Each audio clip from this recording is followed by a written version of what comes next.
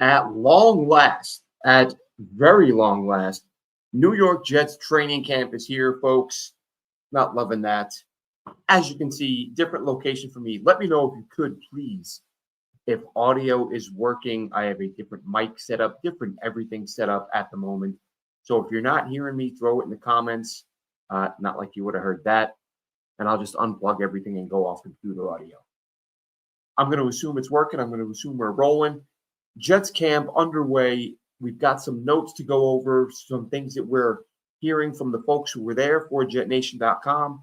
We've got a couple of folks on site every day who have been tweeting out from various accounts and recapping at the end of the day on the forums at Jet Nation. As I said, most active Jets message board on the web. Check it out. Tons of content, tons of discussions to be had. A lot of it about what's going on at camp right now.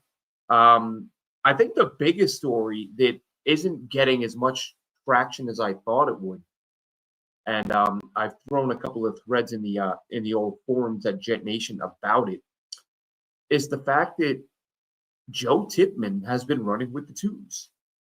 Now, we all knew, and I talked about this as one of the last things I talked about before camp started, this talk about Myers and Tippmann, and would there really be a competition?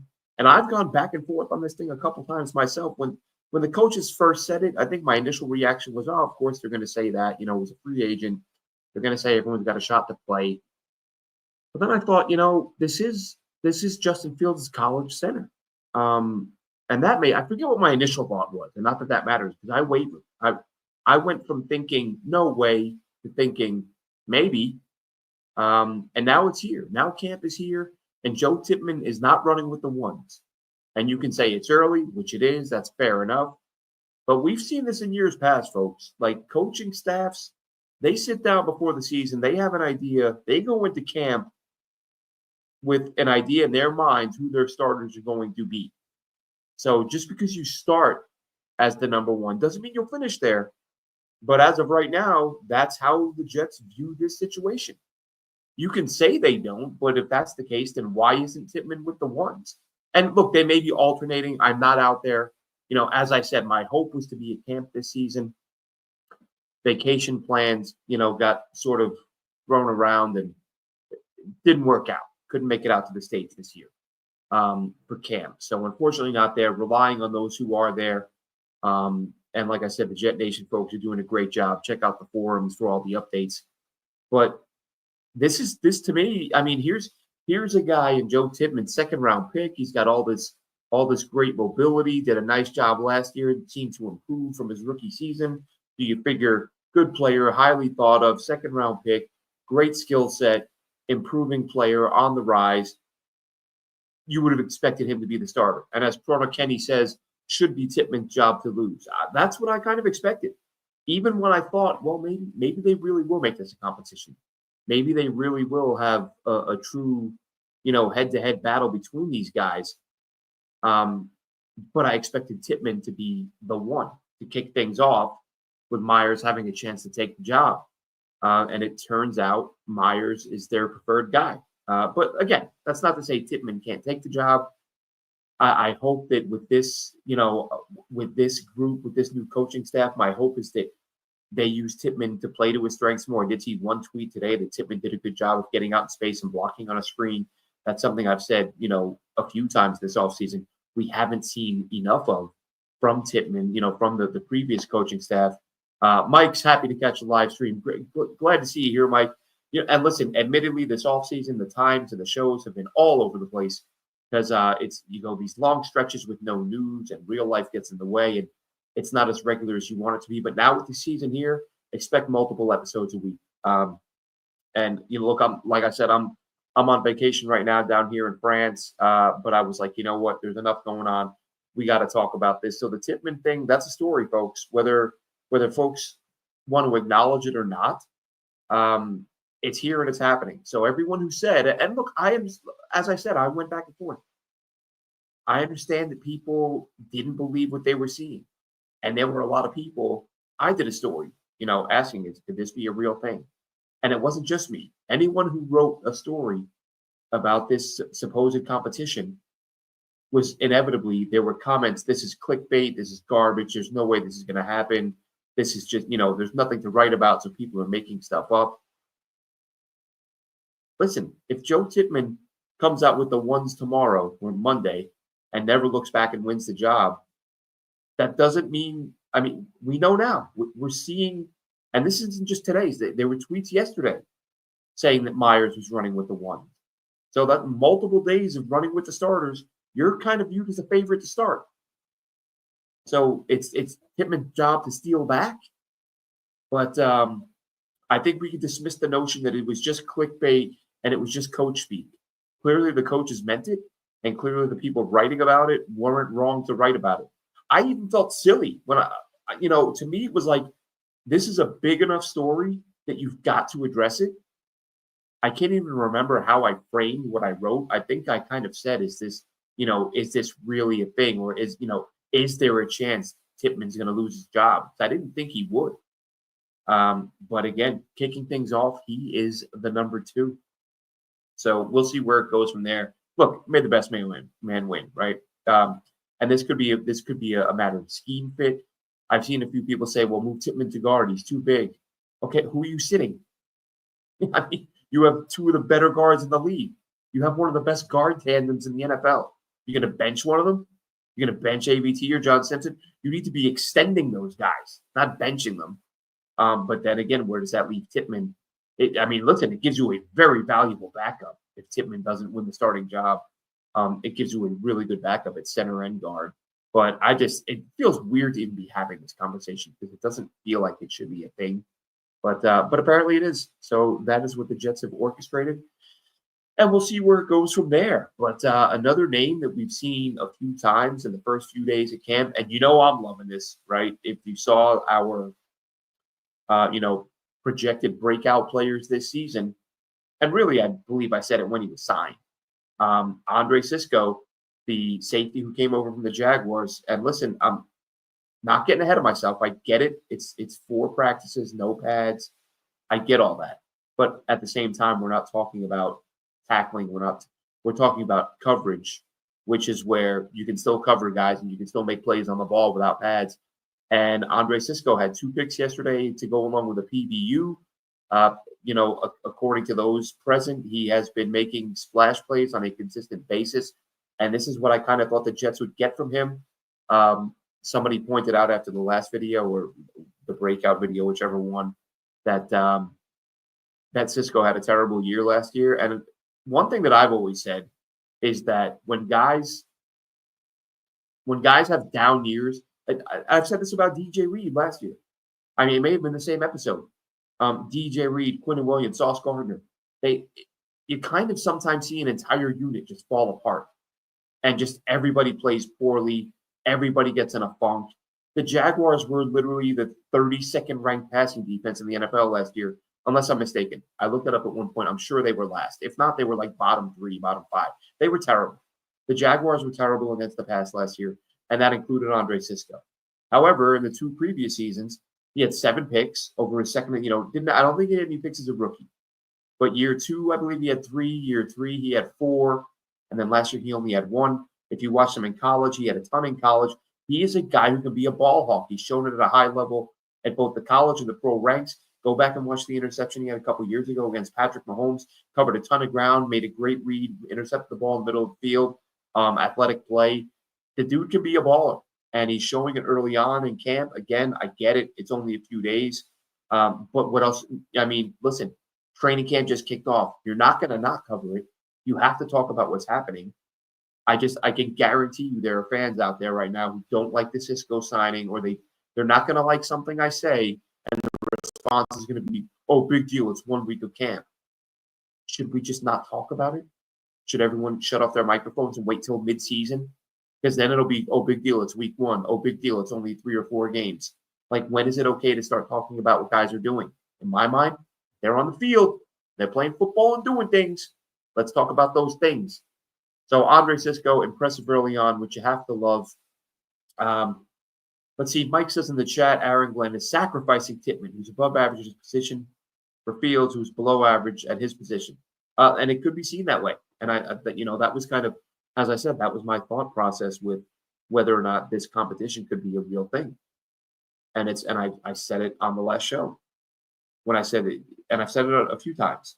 If this is about making Justin Fields comfortable, then that's where you could see Tippmann losing his job.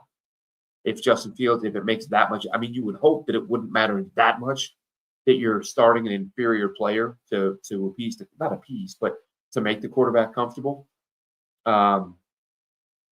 It's just you want the best player to play, but it could be a weird situation where you say the inferior player is making the quarterback better, so it's better for the team, which is a weird thing to think. But I mean, let's not get too ahead of ourselves, right? We got weeks and weeks before the games start. A lot can happen between now and then. It is only a few days, but it's just an interesting note to see how things have started. Harlan's asking, how's the battle at center going? Well, that's the thing is Tippmann is the number 2. Harlan, in case you and I get it. Look, Harlan says every position should be up for grabs. In an ideal world, it is, but let's be real. Chris Boyd isn't going to unseat Sauce Gardner, right? You're not going to see Carter Warren starting at tackle if Fashanu and Membu are healthy. Max Mitchell isn't going to be unseating Elijah Vera-Tucker. I mean, they're just not. That's just reality. I mean, yeah, we could sit here and say, look, if Max Mitchell outplays ABT, he should start. Sure. But we all know that's not going to happen. So it's kind of, you could argue, yeah, sure, everything is up for grabs, but you have a good idea across the board who your best players are.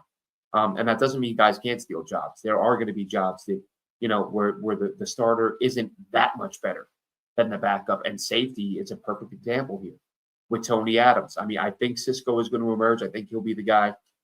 But Tony Adams, who's a solid player, but could I see a world in which Jalen Simpson outplays him? Jalen Simpson also had a pick yesterday, I believe.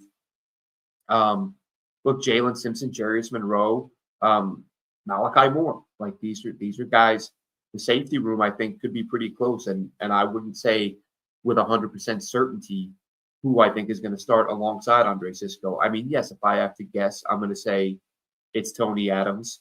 But would I be one bit surprised if it was Malachi Moore? No, not at all.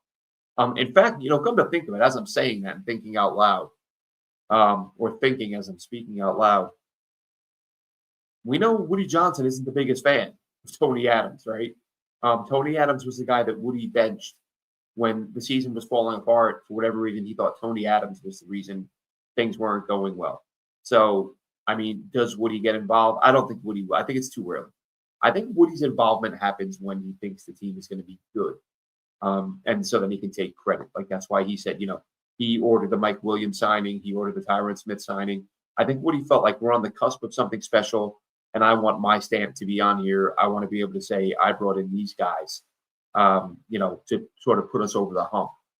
Just like he, forcing the trade for Tebow many years ago when it looked like the Jets were going to be really good. I think with a new regime, low expectations, I don't see Woody getting involved at this point. But again, that's all. I mean, that's me speculating. We know he's gotten involved. We don't know what's going to spur him to get involved again if he does with this regime. But the safety room, like I said, good group. Some question marks, but some guys I like. I like what Jarius Monroe did last year. Not the most athletic guy, but I felt like he was a solid player who had a chance to stick around. He did make the practice squad. I think they even activated him for a game or two late in the year. But there are some interesting names there. But safety is a spot where a lot of spots are up for grabs. The other two big ones to me are wide receiver and edge rusher.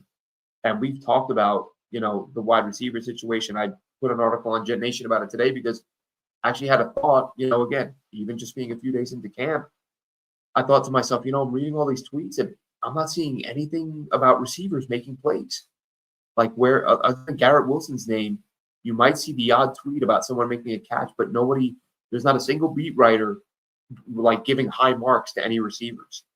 As far as I can see. So you look at this room and you look at this group, and the way I looked at it was, how many receivers, if I were to say to you, I want you to bet your next paycheck to accurately predict which receivers are going to make this team.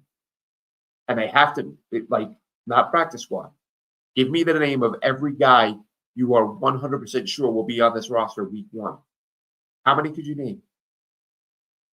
How many wide receivers on this current depth chart are you comfortable? I've got 3. 3 guys. I think obviously Garrett. I think Reynolds, because he's familiar with the brass. He's been on a team with Muji. He's been on a team with Glenn. And Arian Smith. He's the brand new toy. He's 4th round pick. All the speed in the world. I think those 3 are locks. Now, look, listen. I think Alan Lazard has a very good shot if he doesn't get traded. And as long as he doesn't, if he has a bunch of drops, and that's possible, that's why I'm like, well, maybe. Especially now that they've reduced his cap number with his rework deal. It's not a big deal to cut him financially. But again, I still think a trade would happen before they would cut him. Malachi Corley, a guy who I like, who I've defended, who I think given his brand of football, the way he plays the game, is as strong as he is, as physical as he is, the asset he could be, because I think this is going to be a power run team. And I think if you look at the way Pittsburgh utilized Justin Fields last year with a lot of the short, quick hitters, that's sort of Malachi Corley's specialty. You could sort of utilize him in that role. So I like Corley's chances. There are guys whose chances I like, but that's not the same as saying I am 100% sure this guy's making the roster. And I feel like a receiver the last few years, there's 4 or 5 guys you could feel really good about. Whether you like them or not is another thing. But this year, I got 3. Everyone, Dymere Miller is, obviously has all the speed in the world too, but much like Arian Smith, had 10 drops in college last year. There are guys up and down this roster, up and down this depth chart, who you look at and say, okay, I can see why he would make it. I can see Quentin Skinner, the undrafted free agent out of Kansas. Love the size. Again, another physical guy, good run blocker. I kind of view him as a younger version of Alan Lazard with better hands, but maybe not as good a route runner. So his game needs some refining. But I would, if Lazard does get traded, I feel like that opens the door for a guy like Skinner. So there's going to be question marks at receiver all camp long. And once the game starts, Jamal Pritchett, smaller guy, 5'8", but if he can return kicks, and he is a playmaker with the ball in his hands. Xavier Gipson. Look, I like Xavier Gipson, but if we're being honest with ourselves, he has been largely invisible as a receiver since coming to this team. He's made some plays as a return man, but I kind of view it as the same way I view it with the tight ends, with Jeremy Ruckert specifically. Is it that these guys can't play? Is Xavier Gipson just not capable of playing at this level? Or is the coaching not doing a good job of putting these guys in position to succeed? And of course, we know the quarterback play has been shoddy. Even though you brought in Aaron Rodgers, that didn't help matters. But I just feel like Gipson, he's only had 1 or 2 games, really. I feel like the Philly game 2 years ago, if I'm not mistaken, I don't have the numbers. Excuse me, I don't have the box scores in front of me. But I feel like that was a game where he had like 67 yards. He got some targets. So I think that, the flashes have been few and far between. Had a big play today, deep down the middle of the field from Brady Cook, who looks like he's settling in a little bit. He did have a pick today. I saw a couple tweets say he had 2. Our friend Dom C said he was on hand today, and he said Cook threw 1. And someone else said he threw 2 yesterday. However, the last 2 days, we've seen Cook throw some we've seen him hit on some deep balls. We've seen him throw a couple of touchdowns. And let's not forget, he's another UDFA. So let's let him get his feet wet a little bit and, get comfortable with the offense. Because as we saw and we talked about pre-draft, and it was one of the reasons he was one of my favorite guys in this class, the ability to protect the football. Had long stretches in college where he didn't turn it over. And I think that he's a guy who does a good job of not putting the ball in danger. So seeing him do it several times over the span of a couple of days, it's like, okay, is he just not what we thought he was, or is he getting comfortable? And let's let him make some adjustments. Again, it's a few days, and it's nice to see that progression, that improvement, even if it's just over the course of a couple of days. Brady Cook, he went from the first couple of days really not seeing anything tweeted about him other than he's throwing interceptions.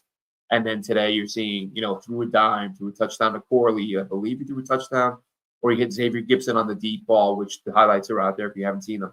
So we're seeing him, show little steps of improvement early on. Ed Figueroa says the Jets need a big wide receiver.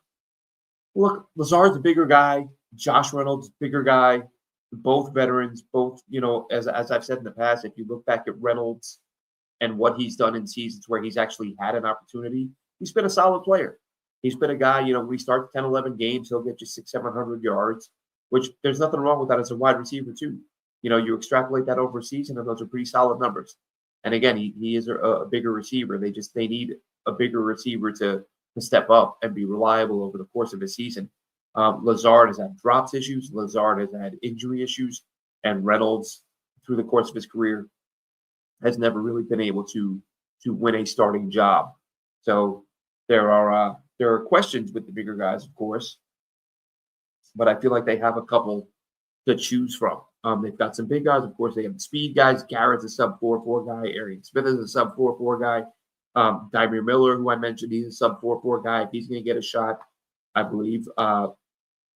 Jamal Pritchett, I believe, ran like a 4.42. So they've got plenty of speed guys. They've got a couple of big guys. Of course, Skinner, who I said is the unproven guy in the group. So we'll see. Chris in the chat says, how we doing? Says everybody hit the like button. Totally agree with that, Chris. Great take in the chat. Hit the like, hit the subscribe. We're going to be here all season, folks, talking quite a bit about this team and following them on this, whatever the next step is. Aaron Glenn saying he's fully believes Justin Fields can make this team special. It all remains to be seen. We all know, we've been over it a million times. Justin Fields has his fair share of detractors, but in my mind, there is no doubt that the guy's got a ton of talent. It's just a matter of whether or not he can put it all together with this team. Talked about the wide receiver room. The other situation, the other position group I wanted to discuss is the edge rushers, because I'll tell you what, it is not pretty, folks. When we look at what the Jets have behind Jermaine Johnson and Will McDonald, it's not good. You've got two guys in McDonald and Johnson who are the only two guys really to ever put up some decent sack numbers.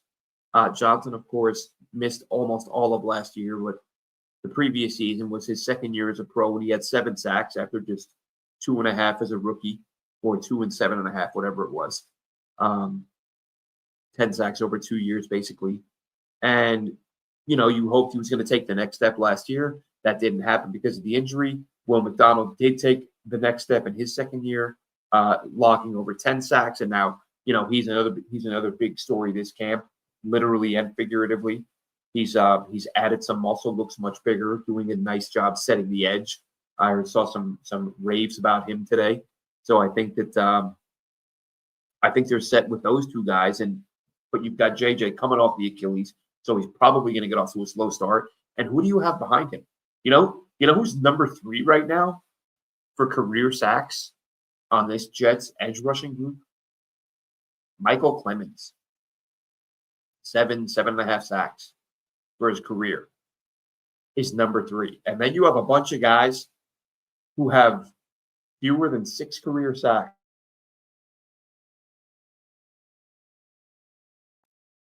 Obviously, now with the rookies, you have a handful of guys with no sacks, but even the second-year guys, you're looking at Eric Watts, you're looking at Braden McGregor, those guys who didn't get any sacks that first year, but you've got Tyler Barron. You've got 4 or 5 guys who either never played a game or never got to the quarterback. They brought Weaver in as a free agent from Tennessee. Now, look, he's a guy who's only got 5.5, but you go back and look at what he's done on film, he actually looked – it's one of those things, right, where you go back and watch a guy and you see clips where you see the talent, you see the flashes of ability, and you think, oh, wow, if that guy can do that consistently, he can be a factor. But obviously, through 3 years in the league, he has not been able to do that consistently. So it's going to be up to the Jets to try to get that out of him and to try to find a way to get him to be, even if he can be a guy that gets you a handful of pressures and, 5, 6, 7 sacks. You don't need him to be a 15 sack a year guy, but you need a few guys to step up and step in behind Jermaine Johnson, behind Will McDonald, and find a way to pressure the quarterback. I think that's why, really regardless, just philosophically, that this team was going to be heavy blitz with Aaron Glenn and with Steve Wilkes. But really, even if that wasn't the philosophy, that staff would probably have to do a fair bit of blitzing anyway to get some pressure on the quarterback, because I think it's going to be, I think Will McDonald is going to see a ton of special teams on the outside. Quinton Williams is going to see a ton of special teams or double teams on the inside until Jermaine Johnson proves that he can be a factor coming off that injury. And until that happens, I don't see a lot of ways they're going to get to the quarterback unless they're sending, Quincy Williams on a regular basis, which, as I've said, he's our number 2 target for a breakout season. I think he can be a 10-sack guy, and I think we'll see that from him for the first time in his career. Mike jumps into the chat. He says Gibson had 10 targets last season. Yeah, look, and what did Ruckert have? Did Ruckert have a dozen? I mean, it felt like he had 6 all year. These guys just don't. I understand guys bust. I understand not every player is what we expect them to be. But my God, Jeremy Ruckert is the fact that guy's can't break 100 yards in his 3rd season, 4th season, whatever. It's ridiculous. Yeah, 3rd season. This is year 4 for him. So that coaching staff, like I said, we never saw under Ron Middleton, we never saw a tight end develop or improve or produce. Every once in a while, Tyler Conklin would have a nice game, but he's a guy who was a good player before he got here. You can't look at him and say, oh, wow, the Jets did a nice job bringing him along. No, he did a nice job of being who he was when he got here. Let's see. Harlan says, why the Jets sign him? He's a quality backup and has familiarity with Fields. There's no way he should be in competition with Tippmann. Well, that's the factor, Mike, and that I think is, and as we've said from the beginning, if the Jets were going to, if they were going to bench Tippmann, it would be because of the familiarity there. And if they're prioritizing Fields over all else, I get it. It's like I was saying today, having a conversation on the forums at JetNation, and it's like, I've said it a million times. I'll say it again. My biggest concern this year is the coaching staff. As far as off the field, on the field, it's going to be stopping the run. Like, can this team stop the run? But on the sidelines, like, the coaches are a major concern to me because it's a lot of guys who haven't done it or a lot of guys who haven't had any success doing it. So the fact you brought in Charles London, that tells me, and again, this is